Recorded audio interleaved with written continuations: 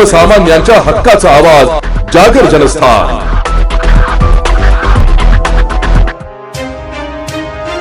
येवला शहर आणि परिसरात वाढत्या चोरांच्या सत्राने नागरिकांमध्ये चिंतेचे वातावरण निर्माण झालंय।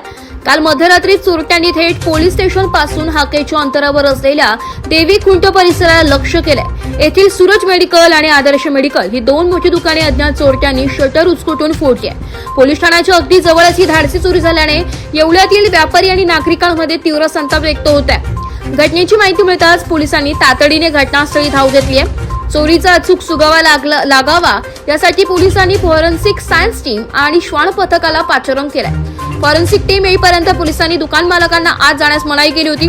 त्यामुळे दुकानातून नेमकी किती रोकड आणि मुद्देमाल चोरीला गेलाय याचा उलगडा अद्याप होऊ शकलेला नाहीये। शहरात पोलिसांचा कसलाही वचक राहिला नसल्याची भावना व्यक्त होत असून या चोरट्यांचा तात्काळ बंदोबस्त करावा अशी आक्रमक मागणी स्थानिक व्यापाऱ्यांनी केली आहे। माझं नाव अफजल अर्शद देशमुख।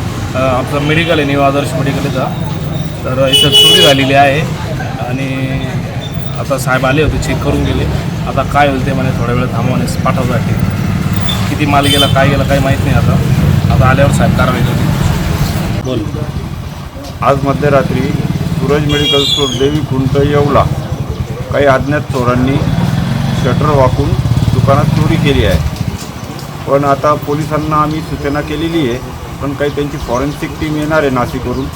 तर तोपर्यंत आम्हाला हात नाही लावायला लावला, तोपर्यंत आम्हाला आतमध्ये काय गेलं याची कल्पना नाही आहे। तरी पोलिसांनी या अज्ञात चोरांना लवकरात लवकर उलगडा करावा